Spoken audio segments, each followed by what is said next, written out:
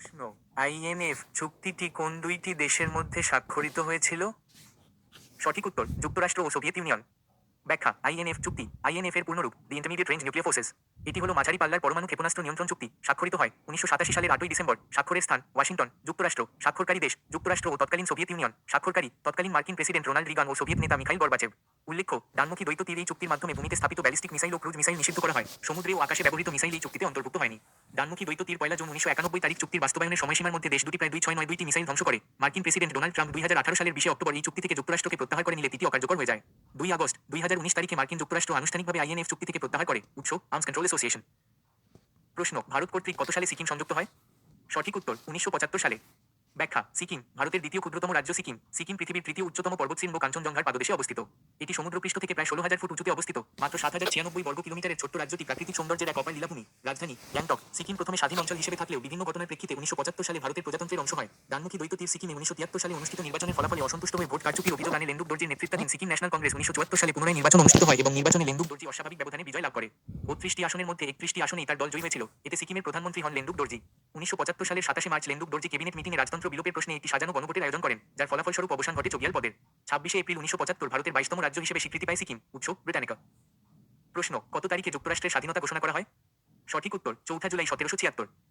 ব্যাখ্যা, মার্কিন যুক্তরাষ্ট্র আবিষ্কারক 1492 সালে ইতালিয়ান নাবিক কলম্বাস স্বাধীনতা লাভ করে। 4 জুলাই 1776 সালে যুক্তরাজ্য থেকে। যুক্তরাষ্ট্রের জাতীয় দিবস 4 জুলাই। প্রতিষ্ঠাকালীন অঙ্গরাজ্য 13টি, বর্তমান অঙ্গরাজ্য 50টি, সর্বশেষ অঙ্গরাজ্য হাওয়াই। ইলেকটোরাল ভোটের সংখ্যা 538টি। প্রেসিডেন্ট নির্বাচিত হওয়ার জন্য ন্যূনতম 270টি ইলেকটোরাল ভোটের প্রয়োজন হয়। আইনসভা, কংগ্রেস দ্বিকক্ষ বিশিষ্ট। কংগ্রেসের নিম্নকক্ষ হাউস অফ রিপ্রেজেন্টেটিভ এবং উচ্চকক্ষ সিনেট পরিষদ। বর্তমান প্রেসিডেন্ট ডোনাল্ড ট্রাম্প। উল্লেখ্য, যুক্তরাষ্ট্রের স্বাধীনতা ঘোষণা করা হয় 4 জুলাই 1776 সালে। এই দিনে মার্কিন দ্বিতীয় কন্টিনেন্টাল কংগ্রেস টমাস জেফারসনের লেখা স্বাধীনতার ঘোষণাপত্র অনুমোদন করে এবং এটি স্বাধীনতা ঘোষণার আনুষ্ঠানিক তারিখ হিসেবে পালিত হয়। এই দিনে ব্রিটিশ শাসন থেকে আমেরিকার 13টি রাজ্যের নেতারা স্বাধীনতা ঘোষণা করেন। 1777 সালের 8 জুলাই যুক্তরাষ্ট্রের বোস্টন ও ফিলাডেলফিয়ায় 4 জুলাই প্রথম স্বাধীনতা দিবস উদযাপিত হয়। ইংল্যান্ডের শাসন থেকে পৃথক হওয়ার জন্য 1776 সালের 2 জুলাই ভোট দেয় যুক্তরাষ্ট্রের দ্বিতীয় কন্টিনেন্টাল কংগ্রেস। এর দুদিন পর স্বাধীনতার ঘোষণাপত্রে চূড়ান্ত অনুমোদন দেয় কংগ্রেস। কিন্তু ব্রিটেন সঙ্গে পৃথক হতে 2 আগস্ট চূড়ান্ত স্বাক্ষর অনুষ্ঠিত হলেও 4 জুলাই স্বাধীনতা দিবস উদযাপন করে যুক্তরাষ্ট্র। উৎস, ব্রিটানিকা। প্রশ্ন, উত্তরটি বাতিল করা হয়েছে। ব্যাখ্যা, প্রশ্ন, ব্রিটিশ শাসনতন্ত্রের বাইবেল নামে পরিচিত ম্যাগনা কার্টা অধিকার সনদে স্বাক্ষর করেন কে? সঠিক উত্তর, রাজা জন।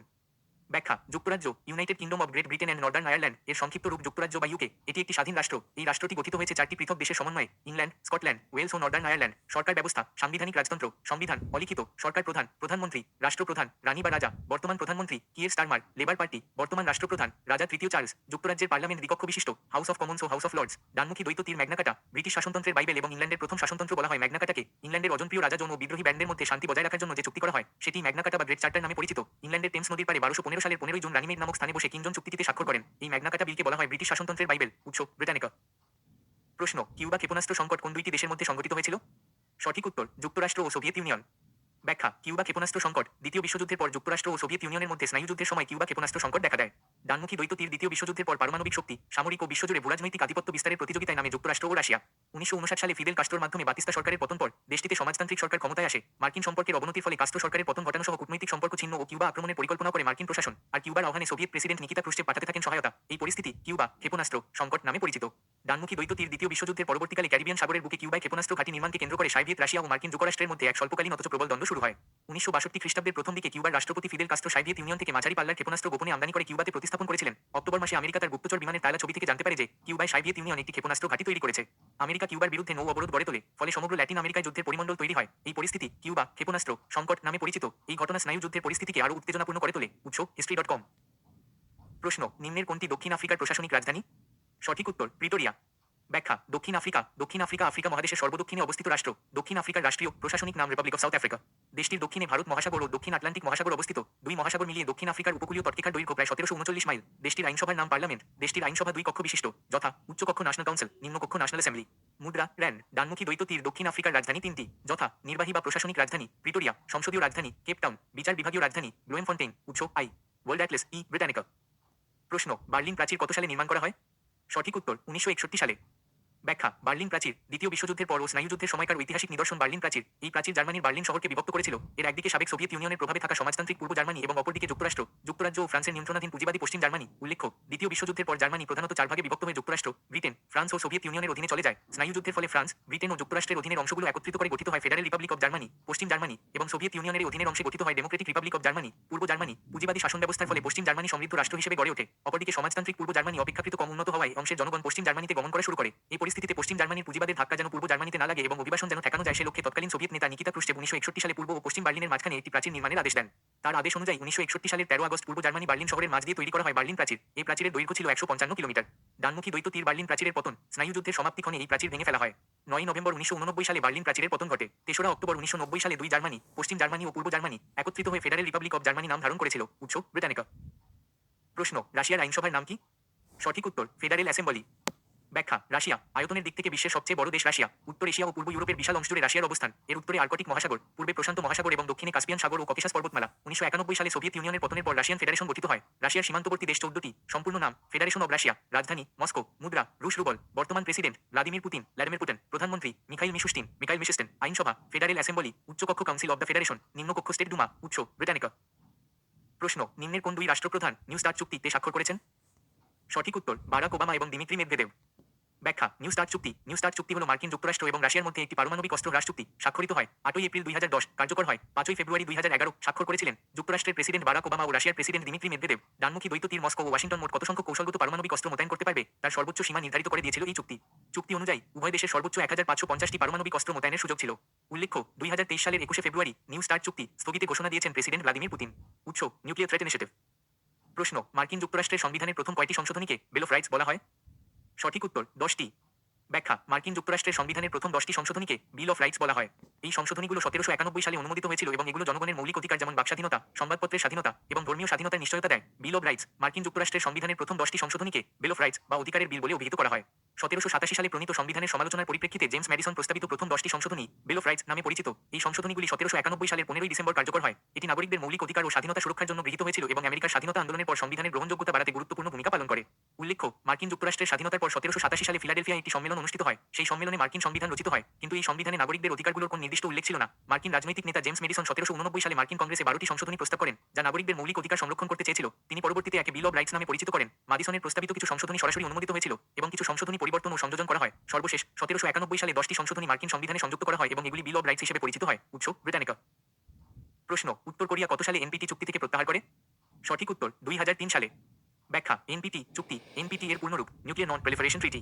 এটি হলো পারমাণবিক অস্ত্র বিস্তার রোধ চুক্তি। স্বাক্ষরিত হয় 1 জুলাই 1968, কার্যকর হয় 5 মার্চ 1970। স্বাক্ষরিত দেশ 191টি।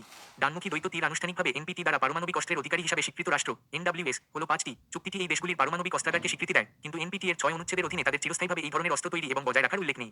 5টি রাষ্ট্র চীন, ফ্রান্স, রাশিয়া, যুক্তরাজ্য এবং মার্কিন যুক্তরাষ্ট্র। উল্লেখ্য ভারত, পাকিস্তান এবং ইসরায়েল কখনোই এনপিটি এ যোগ দেয়নি। কিন্তু দেশগুলি পারমাণবিক অস্ত্রের অধিকারী বলে পরিচিত। উত্তর কোরিয়া একটি অপারমাণবিক অস্ত্র রাষ্ট্র হিসাবে যোগদান করেছিল, কিন্তু 2003 সালে এনপিটি থেকে প্রত্যাহারের ঘোষণা করেছিল। উৎস arms control association website UNODU website. প্রশ্ন মিশরে আরব বসন্তের ফলে কোন নেতার পতন ঘটে? সঠিক উত্তর হোসনি মুবারক। ব্যাখ্যা আরব বসন্ত বলতে আরবের বিভিন্ন দেশের গণজাগরণকে বোঝায়। 2010 সালের শেষের দিকে শুরু হওয়া আরব রাষ্ট্রগুলোর জনগণের বিভিন্ন দাবিতে বিক্ষোভ ও আন্দোলন সংগঠিত হয় বলে এটি আরব বসন্ত বা রবিউল আরবি নামে বিশ্বব্যাপী পরিচিত হয়ে ওঠে। এই আন্দোলনের মাধ্যমে এই অঞ্চলের বহু দেশেই দীর্ঘকাল ধরে শাসনকারী স্বৈরশাসকরা ক্ষমতা থেকে উত্থান হন। ডানমুখী দ্বৈত তীর আরব বসন্তের সূচনা হয় তিউনিসিয়ায় জেসমিন বিপ্লবের মাধ্যমে।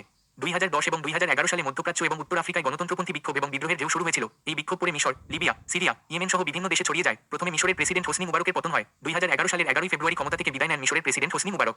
পরে লিবিয়ায় মুয়াম্মর আল গাদ্দাফি জমানার অবসান হয়। জর্ডানের বাদশাহ আব্দুল্লাহ নতুন প্রধানমন্ত্রীর নাম ঘোষণা করেন। নভেম্বরে ইয়েমেনের রাষ্ট্রপতি আলী আব্দুল্লাহ সালেহ মনসুর আল হাদির কাছে ক্ষমতা হস্তান্তর করেন। এছাড়া আলজেরিয়া, বাহরাইন, ইরান, মরক্কোয় বড় ধরনের বিদ্রোহ হয়। তবে লেবানন, মৌরিতানিয়া, সৌদি আরব, সুদান এবং পশ্চিম সাহারায় বড় ধরনের না হলেও বিক্ষোভ দেখা যায়। 7 ডিসেম্বর 2024 তারিখে সিরিয়ার প্রেসিডেন্ট বাশার আল আসাদ সরকারের পতন ঘটে। উৎস ব্রিটানিকা আল জাজিরা। প্রশ্ন সিটিবিটি চুক্তির অধীনে কোন ধরনের পরীক্ষা নিষিদ্ধ করা হয়? সঠিক উত্তর পারমাণবিক অস্ত্রের পরীক্ষা। ব্যাখ্যা সিটিবিটি এর পূর্ণরূপ comprehensive nuclear test ban treaty. পারমাণবিক অস্ত্রের পরীক্ষা নিষিদ্ধকরণ চুক্তি। এই চুক্তির উদ্দেশ্য হল সামরিক বেসামরিক সকল পারমাণবিক পরীক্ষা নিষিদ্ধকরণ। জাতিসংঘের সাধারণ পরিষদ সিটিবিটি চুক্তিটি গ্রহণ করে 10 সেপ্টেম্বর 1996, স্বাক্ষরিত হয় 24 সেপ্টেম্বর 1996। স্বাক্ষরিত দেশ 187টি, অনুমোদিত দেশ 178টি। ডানমুখী দ্বৈত তীর সিটিবিটিও, পারমাণবিক অস্ত্রের পরীক্ষা নিষিদ্ধকরণ সংস্থা সিটিবিটিও এর পূর্ণরূপ comprehensive nuclear test ban treaty organisation. প্রতিষ্ঠিত হয় 19 নভেম্বর 1996 সালে। সিটিবিটি চুক্তির মাধ্যমে এটি পারমাণবিক অস্ত্রের বিস্তার রোধ এবং পারমাণবিক অস্ত্রের পরীক্ষাগুলি নিষিদ্ধ করার উদ্দেশ্যে কাজ করে। সদর দপ্তর ভিয়েনা, অস্ট্রিয়া। উৎস আর্মস কন্ট্রোল অ্যাসোসিয়েশন ওয়েবসাইট। প্রশ্ন, কানাডার কোন প্রদেশে ফরাসিভাষী জনগোষ্ঠীর সংখ্যা সবচেয়ে বেশি? সঠিক উত্তর কুইবেক। ব্যাখ্যা, কানাডা উত্তর আমেরিকা মহাদেশে অবস্থিত। এটি আয়তনে বিশ্বের দ্বিতীয় বৃহত্তম দেশ। যুক্তরাজ্য থেকে স্বাধীনতা লাভ করে 1867 সালে। রাজধানী অটোয়া, মুদ্রার নাম ডলার। রাষ্ট্রের প্রধান রাজা তৃতীয় চার্লস ও রাষ্ট্রের সরকার প্রধানমন্ত্রী বর্তমান প্রধানমন্ত্রী মার্ক কার্নি। কানাডাকে ম্যাপল পাতার দেশ বলা হয়। উল্লেখ্য, কানাডার কুইবেক অঙ্গরাজ্যে সর্বাধিক ফরাসিভাষী জনগোষ্ঠী বাস করে। কুইবেকে প্রায় 80% লোক ফরাসি ভাষা ব্যবহার করে। কানাডার অন্য অঙ্গরাজ্যগুলোতে সর্বাধিক ব্যবহৃত ভাষা ইংরেজি। উৎস গভর্নমেন্ট অফ ক্যানাডা, ব্রিটানিকা। প্রশ্ন, নিম্নের কোন দেশটি সর্বাধিক টাইম জোন দ্বারা বিভক্ত? সঠিক উত্তর ফ্রান্স। ব্যাখ্যা, ফ্রান্স উত্তর পশ্চিম ইউরোপের দেশ। এটি আটলান্টিক মহাসাগর এবং ভূমধ্যসাগর, আল্পস এবং পিরেনিস দ্বারা বেষ্টিত। দেশটির উত্তর পূর্বে বেলজিয়াম এবং লুক্সেমবার্গে, পূর্বে জার্মানি, সুইজারল্যান্ড এবং ইতালি ও দক্ষিণ পূর্বে মোনাকো এবং ভূমধ্যসাগর অবস্থিত। রাজধানী প্যারিস। মুদ্রা ইউরো। বর্তমান প্রধানমন্ত্রী সেবাস্তিয়ান লেকর্নু। বর্তমান রাষ্ট্রপতি ইমানুয়েল মাক্রো। সংবাদ সংস্থা এজেন্সি ফ্রান্স প্রেস, এএফপি। বিমান সংস্থা এয়ার ফ্রান্স। উল্লেখ্য, ফ্রান্স বিশ্বের সবচেয়ে বেশি সংখ্যক টাইম জোনে বিভক্ত দেশ। দেশটির মোট 12টি বা অ্যান্টার্কটিকাতে দাবি সহ 13টি টাইম জোন রয়েছে। ফ্রান্সের মূল ভূখণ্ডটি একটি টাইম জোনে অবস্থিত হলেও ক্যারিবীয়, প্রশান্ত মহাসাগর এবং ভারত মহাসাগরের মতো বিভিন্ন অঞ্চলে ছড়িয়ে থাকা এর অনেক উপনিবেশ এবং ওভারসিজ টেরিটরিজ রয়েছে। এই অঞ্চলগুলি ক্যারিবীয়, প্রশান্ত মহাসাগর এবং ভারত মহাসাগরে ছড়িয়ে আছে, যার ফলে ফ্রান্সের একাধিক টাইম জোন রয়েছে। ডানমুখী দ্বৈত তীর সবচেয়ে বেশি টাইম জোনে বিভক্ত দেশসমূহ: 1 ফ্রান্স 13টি, 2 রাশিয়া ও যুক্তরাষ্ট্র 11টি, 3 অস্ট্রেলিয়া ও যুক্তরাজ্য 9টি, 4 কানাডা 6টি, 5 ডেনমার্ক ও নিউজিল্যান্ড 5টি। উৎস ব্রিটানিকা, ওয়ার্ল্ড অ্যাটলাস। প্রশ্ন, ট্রুম্যান ডক্ট্রিনের মূল লক্ষ্য কী ছিল? সঠিক উত্তর সোভিয়েত সাম্যবাদের বিস্তার রোধ করা। ব্যাখ্যা, Truman doctrine. Harry S Truman ছিলেন মার্কিন যুক্তরাষ্ট্রের 33তম রাষ্ট্রপতি। 12 মার্চ 1947 সালে কংগ্রেসে তিনি ঘোষণা করেন, মার্কিন যুক্তরাষ্ট্র দীর্ঘদিন বিশ্ব রাজনীতিতে বিচ্ছিন্নতার নীতি, মনরো নীতি অনুসরণ করে আসছে। কিন্তু সোভিয়েত সাম্যবাদের প্রসার রোধ করার উদ্দেশ্যে সেই নীতি থেকে তারা সরে আসবে। তিনি আরও বলেন, যেসব জাতি সশস্ত্র সংখ্যালঘুদের কিংবা কোনো বিদেশি রাষ্ট্রের আক্রমণের শিকার হবে, মার্কিন যুক্তরাষ্ট্র তাদের আর্থিক ও সামরিক সাহায্য দেবে। এভাবে বিচ্ছিন্নতার নীতির পরিবর্তে ট্রুম্যান যে সামরিক সক্রিয়তার নীতি নিলেন, তাই ইতিহাসে ট্রুম্যান নীতি, ট্রুম্যান ডক্ট্রিন নামে পরিচিত। ট্রুম্যান ডক্ট্রিনের মূল লক্ষ্য হল দ্বিতীয় বিশ্বযুদ্ধ পরবর্তী সময়ে সোভিয়েত ইউনিয়নের ভূ রাজনৈতিক বিস্তার প্রতিরোধ করা। ডানমুখী দ্বৈত তীর ট্রুম্যানের এই নীতি ঘোষণার পিছনে কয়েকটি কারণ। দ্বিতীয় বিশ্বযুদ্ধ পরবর্তী সময়ে যুদ্ধবিধ্বস্ত ইউরোপের বিভিন্ন দেশে কমিউনিস্টদের শক্তি বৃদ্ধি ঘটে। এই ঘটনা আমেরিকা সহ পশ্চিমী গণতান্ত্রিক রাষ্ট্রগুলিকে উদ্বিগ্ন করে তোলে। ইংল্যান্ড আমেরিকাকে সতর্ক করে যে ব্রিটিশ সৈন্য গ্রিস থেকে ফিরে আসার পর সেখানে কমিউনিস্টদের প্রাধান্য স্থাপিত হলে সমগ্র ভূমধ্যসাগর ও বলকান অঞ্চল মিত্রশক্তির নিয়ন্ত্রণের বাইরে চলে যাবে। এই সতর্কবার্তায় আমেরিকা সচকিত হয়ে পড়ে। বিশ্বযুদ্ধ পরবর্তী সময়ে মার্কিন বাণিজ্যে মন্দা ও অস্ত্র নির্মাণ সংস্থা উৎপাদন হ্রাস ও কর্মী ছাঁটাইয়ের আশঙ্কায় ভুগতে থাকে। এই পরিস্থিতি নিয়ন্ত্রণের জন্য ট্রুম্যান তার সামরিক সক্রিয়তার নীতি গ্রহণ করেন। দ্বিতীয় বিশ্বযুদ্ধের পর ইউরোপের দেশগুলির আর্থিক অবস্থা শোচনীয় হয়ে পড়ে। এই অবস্থার সুযোগ নিয়ে বিনা সুদে ঋণ দেওয়ার বিনিময়ে আমেরিকা এই সব দেশে শিল্পপণ্যের বাজার দখলের পরিকল্পনা করে। উৎস ন্যাশনাল আর্কাইভস.gov।